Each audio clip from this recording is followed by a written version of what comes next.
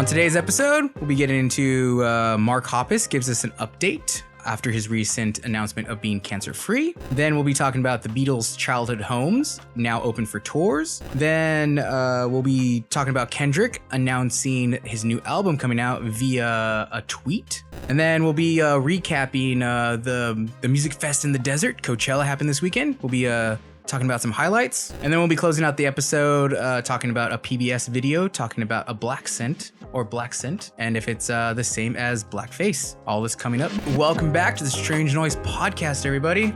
Welcome, party people. Hola. Thank you for coming in, joining us. Yep. Coming in along the ride, this fantastic voyage. Fantastic voice. Slide, sippity slide. Ooh, we're gonna have a Strange Noise karaoke night. Yes. We need to start that. Along with our bowling league and everything else. Yeah, we got so much. Everything, all of it. all the stuff we want We're to gonna start. just combine everything and it'll be a clusterfuck of Our events. powers combined. Yeah. But welcome. Thank you for tuning in. We got a good show for you guys. But let's get right into it. Let's do it. So this past summer, Mark Hoppus of Blink-182 fame announced that he was battling cancer. Yep. He did announce, I believe it was in September, that he's now cancer-free. He did conquer the cancer, or I don't know, Yeah, survive. he's in remission. Yeah. But Very exciting. yeah, he hasn't really been doing too many like updates or interviews, but he did a bold TMZ reporter did get some updates for us. He ran up to him on the street, and Mark was polite enough to oblige and tell him that he's really excited about working on some new music. Yeah. Hoping to get into the studio soon. And then the interviewer kept going and kept asking him stuff about like Travis Barker and Kourtney Kardashian. Oh, yeah, that's right. He asked him about the wedding, Yeah. and then he asked him if you guys are going to go to the wedding, and they said, well, it kind of already happened. Yeah.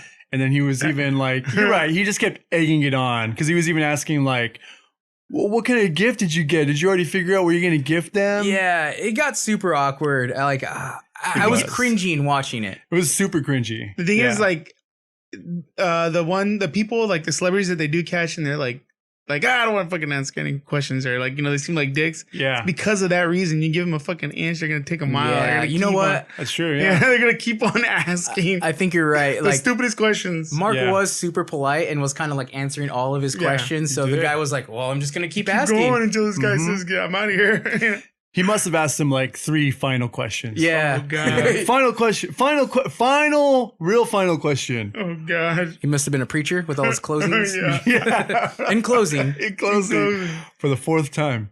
But we're glad to hear that Yeah. Mark and hopefully Blink will be working on some new Yeah, music soon. that'd be awesome. We're glad to hear that he's around to get ambushed by TMZ I know. reporters. But It's always cute. we're happy for you, Mark, and we're excited to hear some new music. But from there, we'll be talking about it. The Beatles' childhood homes are now open for tours. This is cool. Yeah. Most recently, a guy bought George Harrison's home back in October for the low price of $250,000. Really? Yeah, dude, he scored it for $250K at an auction, I believe. Oh, that's really cool. I mean, that's a great deal. I'm wondering if, real quick, just tangent, but on the subject, just a slight little tangent.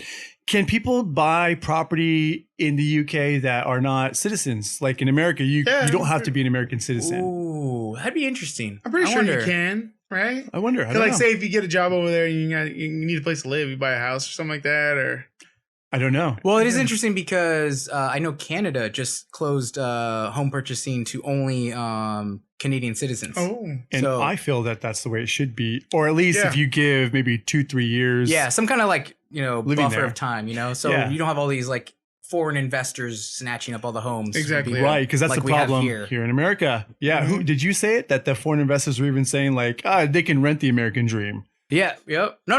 I feel like you told me that. I don't remember, but we've said that to each other. Someone said it. And I felt like that's such a horrible thing as an American citizen that eventually wants to buy and own property in this great land of ours, to be told by an outside foreign investor, well, they can rent the American dream. Like, that's so fucked up. Yeah. It's capitalism, man. Yeah, man. I mean, again, knowing that it is capitalism, it's one of those things where you kind of have to if you're down with it, that's the rules of the game. Yeah. You know, those are rules of engagement, and it just sucks, but you know, well, they just got to rent it from accept us. it too. We're just gonna take it back. We'll have another war. But no, the guy bought it for $250K, and he renovated it, so it's back to the kind of the original look of the house. Right. They should have some pictures. They show like the classic wallpaper and stuff like that. Ooh. And he's also hosting it as an Airbnb, so you can stay at George Harrison's house. Wow. And nice. it isn't too bad. I think we checked out the Airbnb. It's running about $330 a night. It's not that bad. So if you're a Beatles super fan, Yeah. I mean, that's got to be on your bucket list. I wonder if someone could rent it and then just like sort of do their, you know, people like do studio sessions at home or whatever. Dude, I was just thinking that. I was like, rent it for a week and then kind of do your, EP or album there. Yeah, you're feeling inspired, you know. There's juices that are flowing through the home. Yeah, I'm pretty sure Juices in juices. Yeah. But if you are a Beatles super fan, check out the Airbnb listing and see if you can get a little taste of the glory. Yeah, it's A very little taste of interesting. history.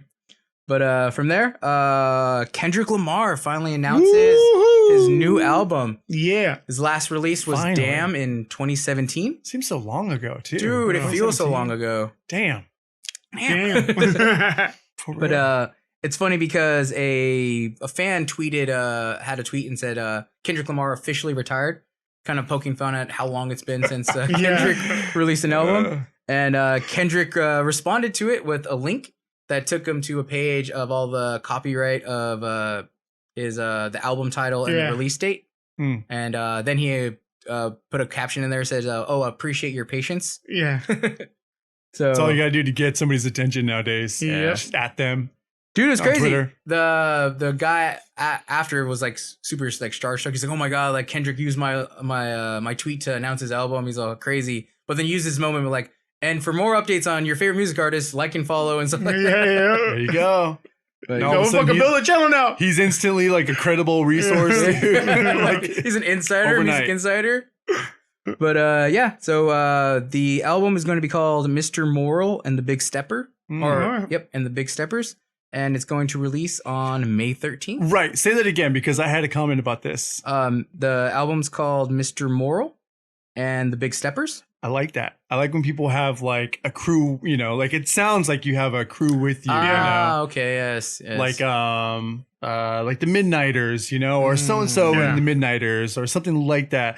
It always sounds really cool to me, you know. like what is it? Prince, like Prince of the Revolution, Yeah. or there's a few of what those. is that? Like Morris that. Day in the Time. Yeah, Morris there Day you in go, Time. I Morris Day, love that. I love that when it's like so and so accompanied by I remember we had this conversation about naming our band, something like that. Forgot what it was. Robin the Yeah-Yeahs. Oh, yeah. There you go. Yeah. The remember. Whoa-Ho's. Robin the Whoa-Ho's too. There you go, There's a few. I think that was probably the more suitable one. Yeah. Because I we think were if- so infatuated by the Whoa-Ho's of AFI at the time. Yeah. Quick tangent. I just realized maybe this could be for a retro review if anybody's interested. But Shut Your Mouth and Open Your Eyes turns 25 this year. Ooh, 25. Yep. Damn. Yeah, we're reviewing that That's one. great. Might be primed for a retro review. That's pretty cool. That's a good review right there. Fuck yeah, dude. Get into that. Yep. But that's this week's music news roundup. But from there, we'll be getting into our first break, and we'll be right back.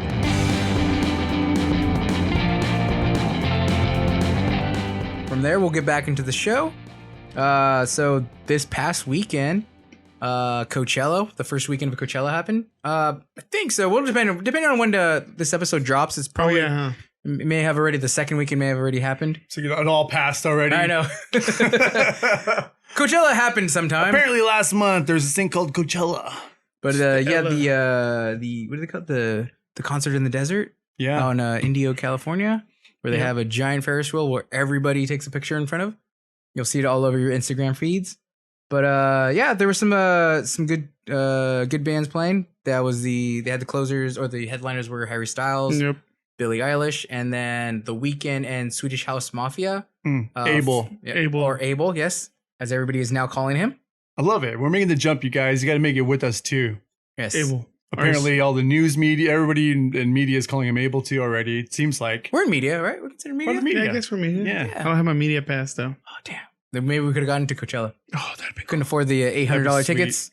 Yeah, that's way too expensive. Oh, dude. But I heard actually a lot of people were excited for the weekend in Swedish House Mafia because Coachella tends to, they have a diverse crowd that comes in, but a lot of them are part of the rave crowd. Yeah. So a lot of them were excited that it was like an EDM type closer as opposed to Kanye. Yeah. Because I would say everybody likes Kanye, but or most people like Kanye, but the people that went were excited to see like something more EDM as opposed to Kanye's flavor. You know what? Really quick too. I did ask my buddy who was going to Coachella. I asked him a week ago how he felt about the Kanye thing because I know we talked about it, but we didn't have an inside we don't have it, look at it because we weren't going. He wasn't disappointed though. He was like, you know what? It was really cool that Kanye was headlining, but the thought that The Weeknd might do it is really cool because at this moment he wasn't declared the headliner yet. Oh. No, just the headliner altogether. Yeah, he wasn't going by able just yet last week. This week he's able, but he's able. He's able to be able. He also mentioned the Red Hot Chili Peppers because for him it reminded him of his first time at Coachella in 2012, which was headlined by the Chili Peppers. And he was like, you know what? That would be really nice because for him it was a real nostalgic nod. That would have kind of been perfect too. They're just fresh off the heels of the new album. Yeah.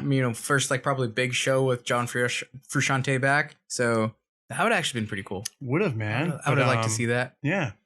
We didn't go, but they were doing the live stream. I had planned to catch more of it, but the only one I did catch, which I was stoked to see, was the Wallows. Nice. Dude, I was telling Ed, I think during the break, you went over it, but Coachella has like the best live stream setup, dude. The cameras, the color grade, the sound. Wow. No reason to go. Chef's kiss. Chef's kiss. I like the Wallows. I feel like that's the I want to say good band makes good or however you might put good those artists. Words. Good artists are because it was a bit the main singer was he's the lead singer. Yes, actor. So I feel like it's always weird when actors become musicians, sometimes it works, sometimes it doesn't. And when they do, it's like, oh, that's cool. You're actually really talented, Yeah. And you can act and you can sing and, if you can dance, you're a triple threat. Ooh. So maybe he can dance. Maybe he can, dude. He probably can. If he's I don't know. Some of his stage moves when I was watching that live. Yeah, he's I don't expect him to dance good. Yeah. By looking at him, but I don't want to judge a book like that by its cover. But he's got to be able to move his hips a little bit, Yeah. He was at Coachella. I mean, depending on, could have been in on some substances that hindered his ability to dance. But I do like that they're doing good because it seems deserving. It seems deserving. You know what? It's a quality band right there. And it seems like they've kind of come up in the ranks. Like he didn't really like throw.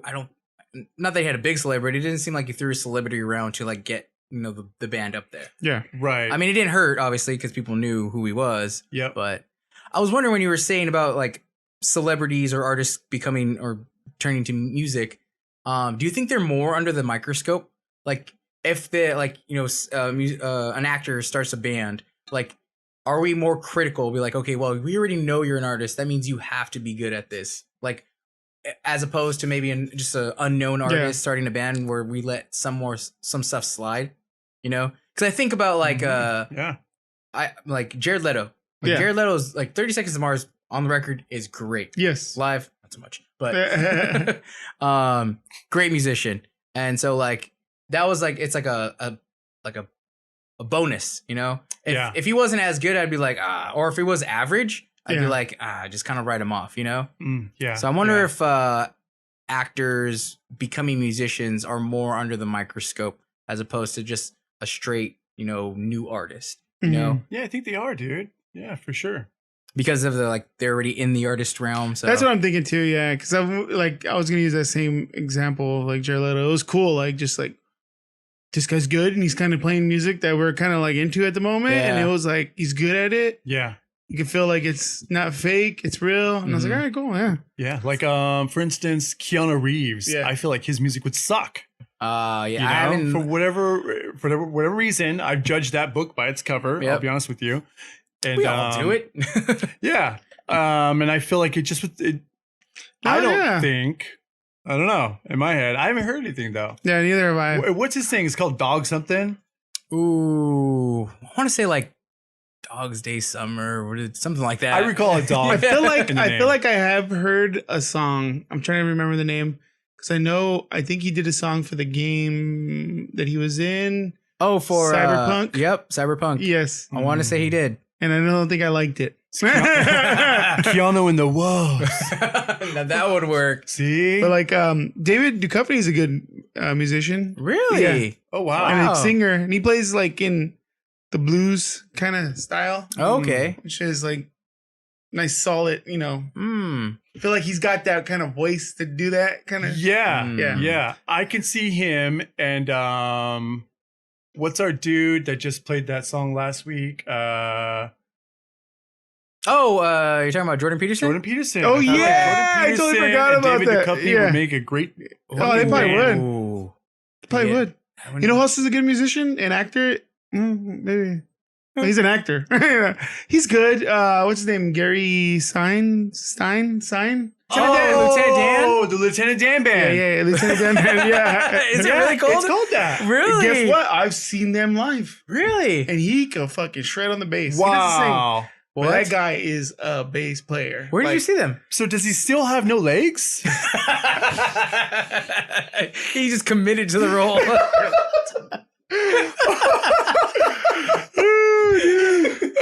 He's a method actor all the way. No, take them off. I don't. Like 30 years later, he's still I don't in want the him. role, bro. It's like 30 titanium alloy. That's what they use on rocket ships. Damn you, Forrest.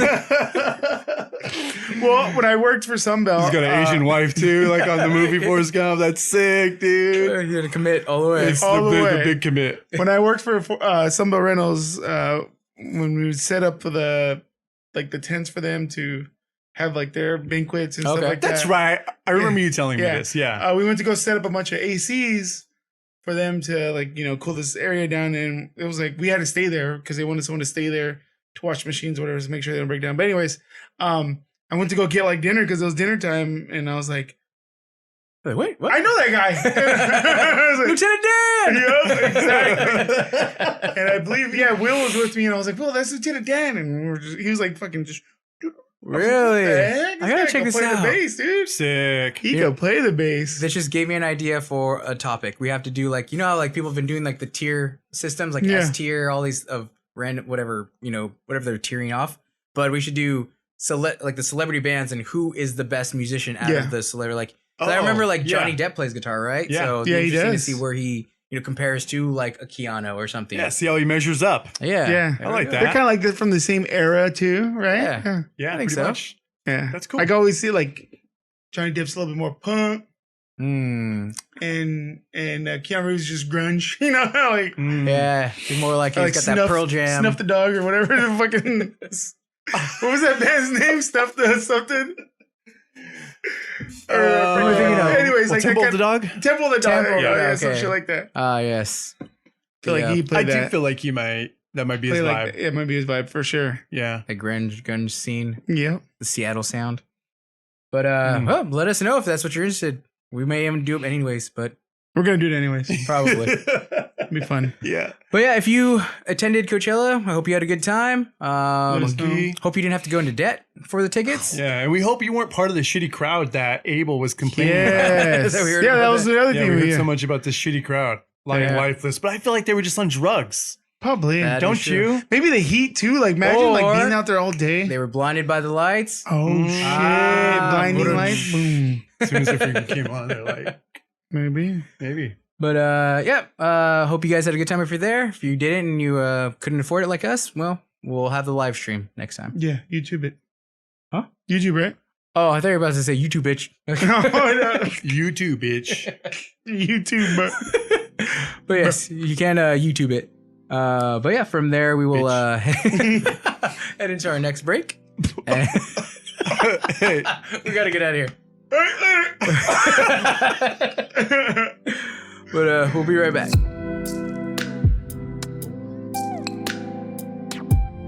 from there, we'll get back into the episode. Let's do it. So, PBS started a new series, PBS Origins, and they're gonna tackle different topics. Mm-hmm. They came out swinging with something that's not controversial at all, but talking about the phenomenon of a black scent. All right.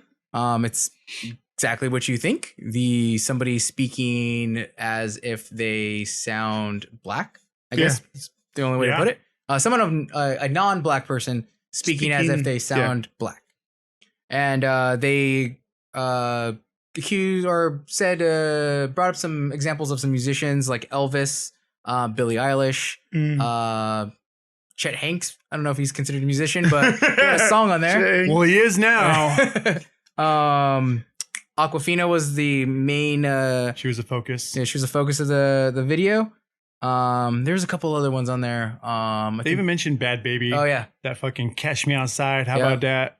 How about that? And all like the TikTok like kind of generation viral people. Yeah, yeah. But they brought up some interesting points.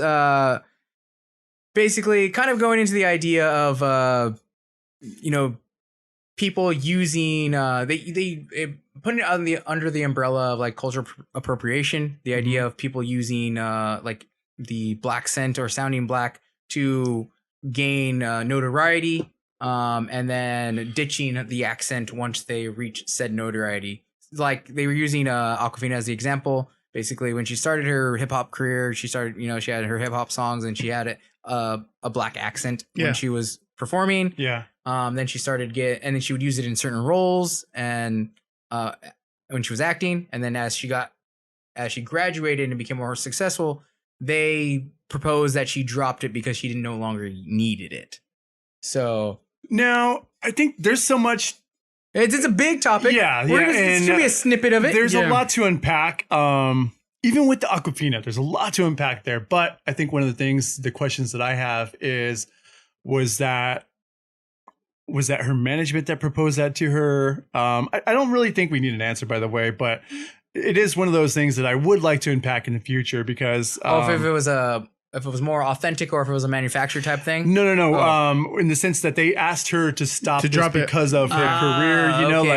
Who did this? And actually, was this actually said to her, or was this just what the public perceives that they did? You know, social pressure to drop it. Sound more professional. So stop. Not even. It's just like the times we live in now. And if it's someone that asked her to do it and she's like, well, I kind of fucking talk like this. Because that was the impression that I was under. I was under the impression that she was much like us, a person that just grew up in a hood that we have no say so over, Yeah. Like this guy's freaking family was born in Compton. Yep. They grew up there. They're fucking raised there. Not only do they have like this Hispanic lingo, but there is a lot of like ethnic black lingo. Yeah. It's honestly, guys, this is pretty wild. You wouldn't believe it, but it's infused together. Like they're like almost synonymous with one another, dude. We had kind of mentioned this before, where the idea of like, especially in Southern California, kind of being adjacent to so many different cultures, like you kind of grew up, right? you kind of take on the traits of the cultures you grow up with. Yeah. So this was kind of my my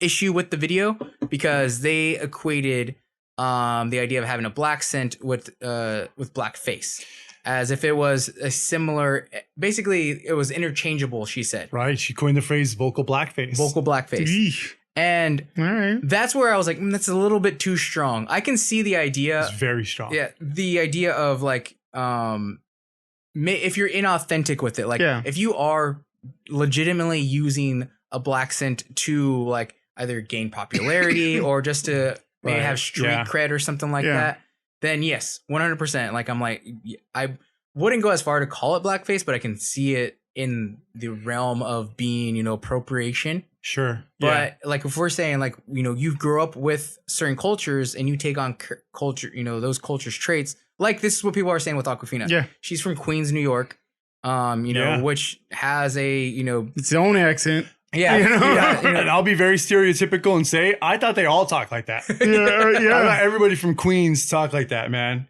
So that's what that's just the New York accent. That's like the Boston Boogie Down accent, Bronx. Everyone has like a certain twang, you know? So I did see one girl. She broke it down and she Googled like the neighborhood that Awkwafina grew up in. Okay. And broke down the like the ethnic what do you call it? Did she break down the school system, which she was part of? Yes. So she actually did, because I guess her and Awkwafina went to the same, I believe, high school. Damn, she's calling her out big Yeah. time. Yeah. But she did have a point where I guess it's a very small. I guess it's majority white. Like I think it's 48% white. The school's 48% white. Like only like maybe 27% Asian and 10% black or something like that. So she broke it down like that and said, you know, she didn't grow up in a predominantly black area. Yeah. And I was like, that may be the case. That doesn't necessarily mean she didn't have a black friend group, which she grew up. Sure. And that's what was my kick, where like, yeah, you can say someone didn't grow up in a predominantly black area, but that doesn't mean they didn't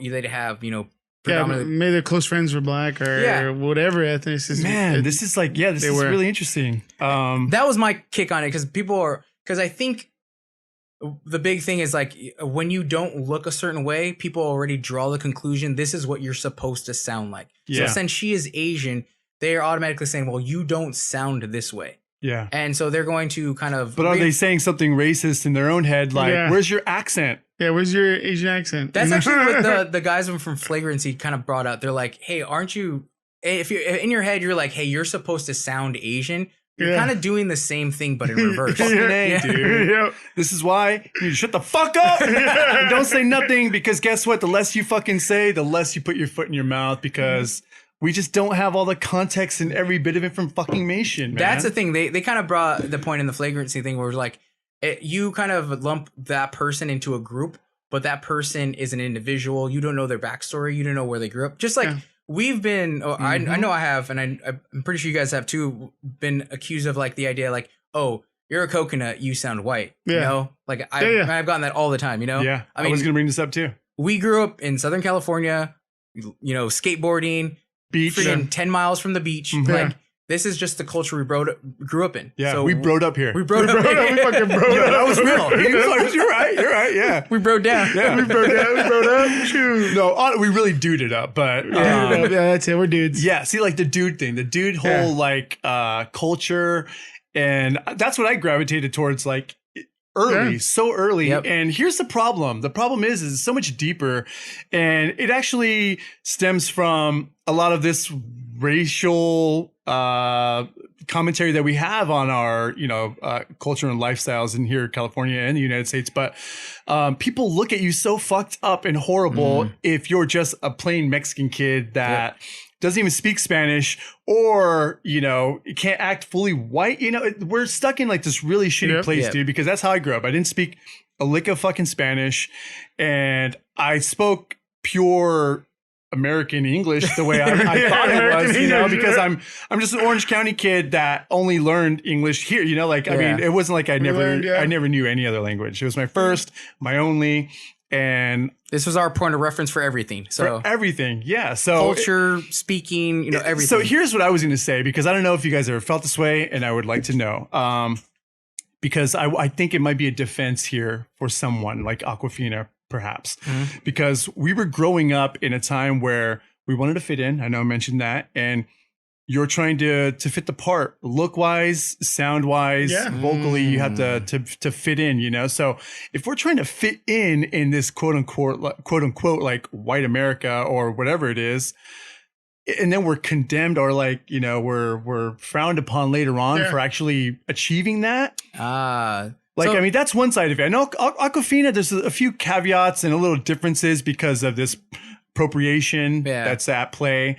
But I do feel like if she was really influenced by it, like she was really influenced by rap and hip hop, there's no joke. She was actually doing her own rap and, that's she why was her rapping. name is Awkwafina. Yeah, she's a fucking musician, She picked her hip hop name to be Awkwafina. Yeah, so let's not forget that, So it's not like she was just some super fake infiltrator. She was embedded in the culture. Yeah. And then when you're surrounded by that culture, you like, and I like get to your point. What I was going to get to is, when you're at your, your younger years, you're trying to find your group, your tribe. Yeah. So when I was like in junior high and I was hanging out with the S's, I talked like a cholo. Yeah. That's what it was. Or when I hung out with whatever it This is was. good. You know, Yeah. I was trying to talk like them Absolutely. just because I was trying to find out who I was. And then when you finally find out your friend group, you kind of just let yourself be who you are. Mhm. Right. And if that's the person that you are, then that's who you are. Right. You know? Yeah. And you're right, especially at that age too, dude, being so young, man. Yeah. Like, we don't even know who we are. And Yeah. even at a Yeah. I'm a 40-year-old man, I'm still trying to figure out who Yeah. I am. So Yep. it's such a fucked up thing to even point a finger at someone saying,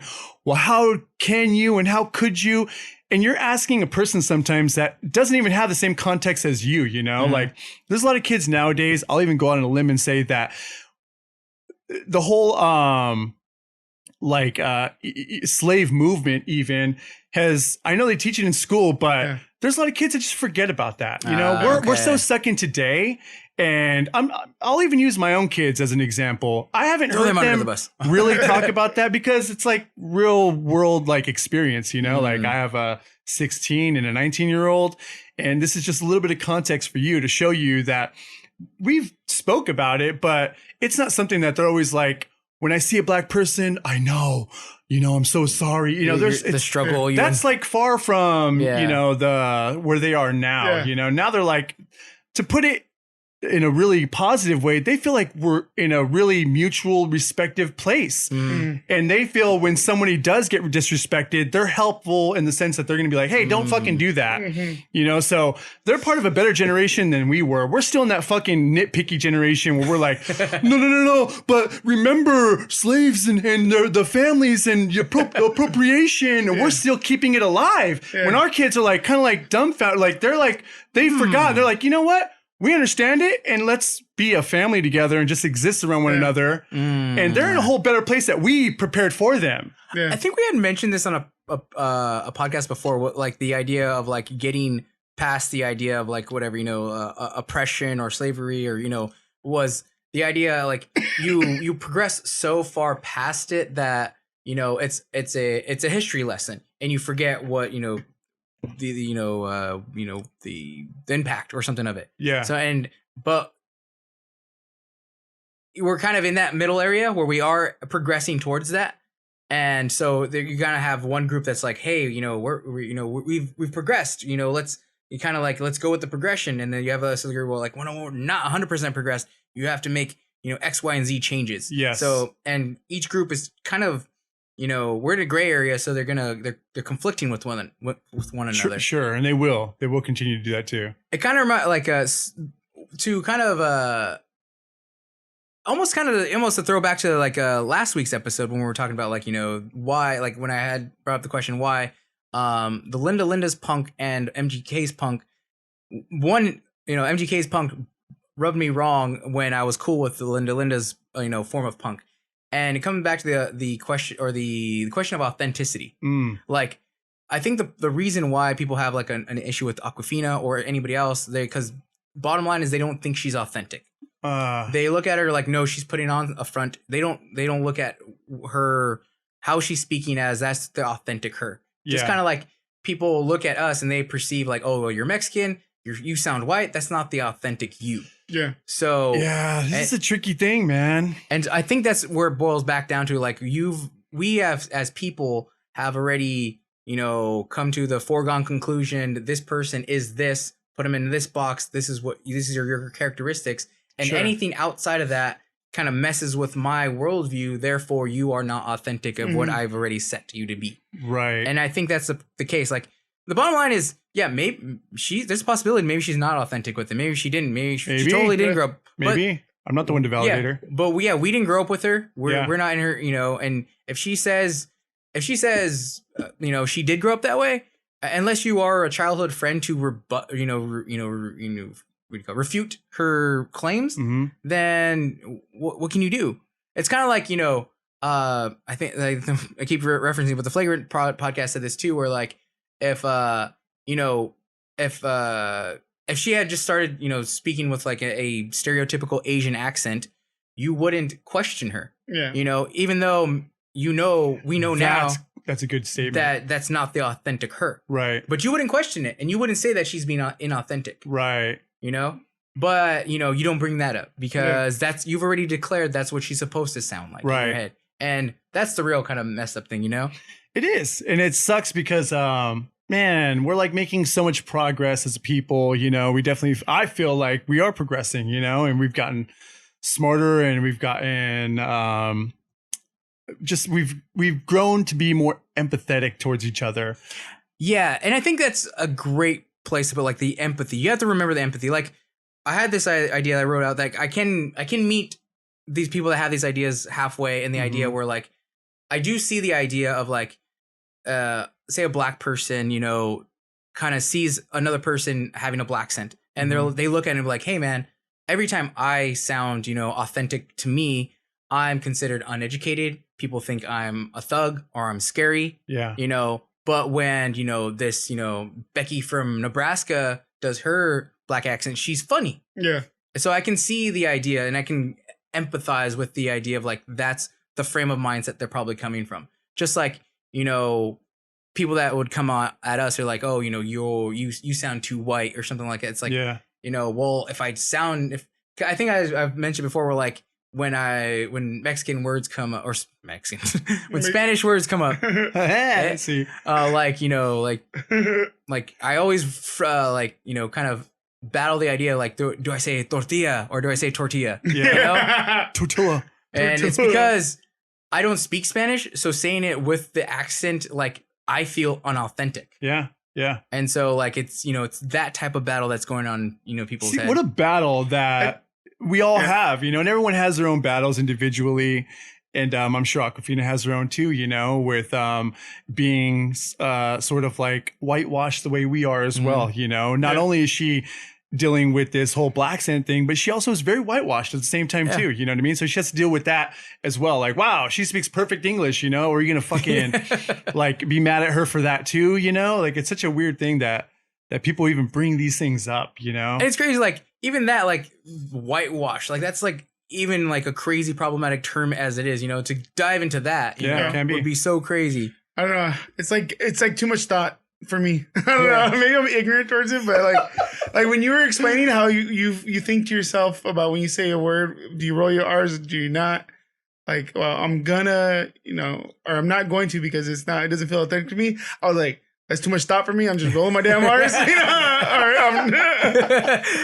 That's all keeping it simple. I don't get stressed about this stuff. But see, I mean, that's a great place to be. Because life is just so stressful that why you get it? That's just like, yeah. You know, and you know what? Maybe that's just being ignorant, and I get that there's a point of that too, but I'm not like ignorant to the point of where I'm like, you know, walk around and say the N-word and stuff like that. Yeah, because I know there's hurt to all that.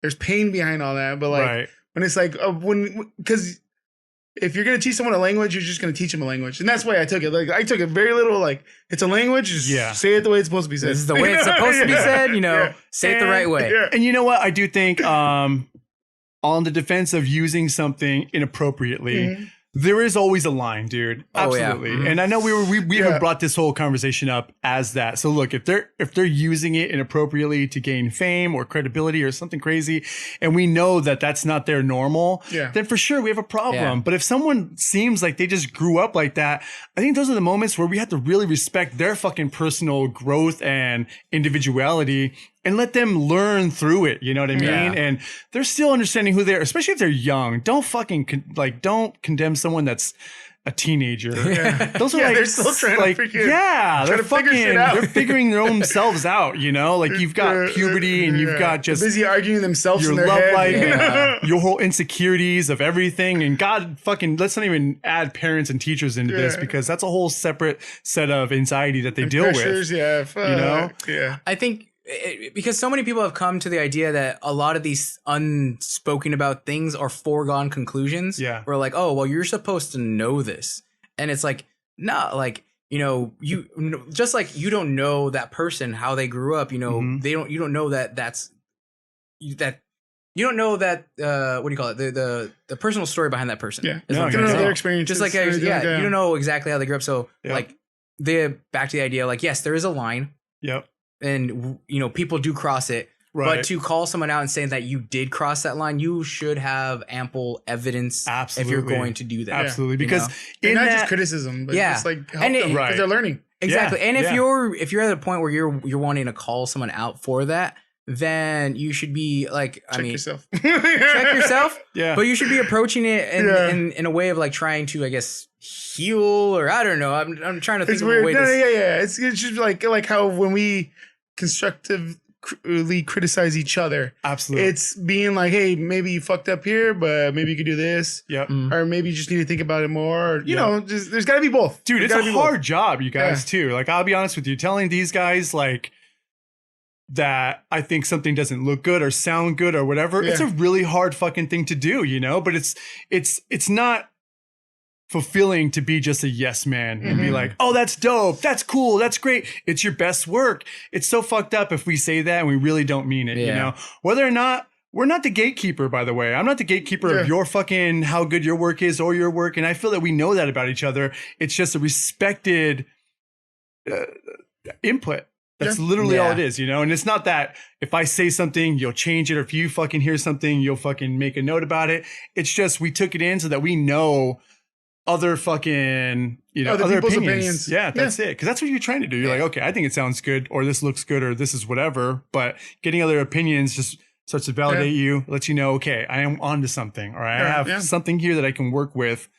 And that's really it. Constructive criticism is so useful, man. Even in life, we've all called each other out. You know? Yeah. And it's It's just like, really hey, fucking think about useful. that, maybe. Yeah. You know? Yeah, absolutely, man. And to both points is like the point of sorry. criticism or critique is progress. Yeah. Isn't to tear down. No. So if your point of, you know, say you're trying to say Awkwafina, you're trying to, you know, criticize her or something. The point should be progress, not to be like, hey, you're a bad person, you know, get the hell off Twitter or something. Right, because this example, I'm all fucking tongue tied, but the example in the PBS mini doc was Amos and Andy, which was a complete fucking Like, severe case of racist blackface, racist fucking use, you know, it was so bad. I mean, they were literally, in blackface, dude. So that's the severe extreme, you know, like Awkwafina is not that. This Don't is like, compare that to that. yeah. And it's sad that they were in the same mini documentary. I felt so bad for her, man. You know what kind of reminds me of? Like how everything gets compared to Hitler now. Like Yes. the smallest thing will be like, oh, you're a freaking Nazi or you're a Hitler. Like I use that as a joke when around the house sometimes. Like if like Vanessa does something and I'm like, I hate him, like, you're freaking Hitler. Like it's so over the top, you know, because that's my point. I'm being really over the top with it. Blame it on Seinfeld. Soup Nazi. Super Nazi. Yeah. Everybody's No a soup for Nazi. you. No soup for you. But this is we'll put a pin in it for now. So the conversation on this can go on for a little while. Yeah. But remember, critique in the hopes of progress, not to tear down. That's good. So And it's not like music related, but it's it had a music angle, sort of. music game. Yeah. worked it in. Speaking of talk. Chet Hanks, no, just Chill out, bro. that was a bad case. That was really bad, by the way. We know where you come from. I don't know Awkwafina full story, but I kind of stand like beside her or behind her somewhere, you know, because I don't know everything just yet. I feel it's a little, not a severe case, but Chet Hanks that's as severe as it gets. He's like he should have been the patois. example. He should have been the focus of He that should video. have. He's fucking speaking in patois, and he grew up in like fucking North Hollywood. I don't know where he grew up, but Somewhere, I mean, probably Calabasas. yeah, probably Calabasas, dude. There's really not much patois down there. No, I don't think so. Not anymore. Well, you know what? I don't know his life experiences, so Again, yes. So- That's true. So you do you, boo. Thank you. We got Thank you. ourselves. Thank you. Sweet. But we'll put a pin in it from right there, and then we'll probably pick it back up sometime. But I might have to. Yeah. until then, let's head to break, and we'll be right back.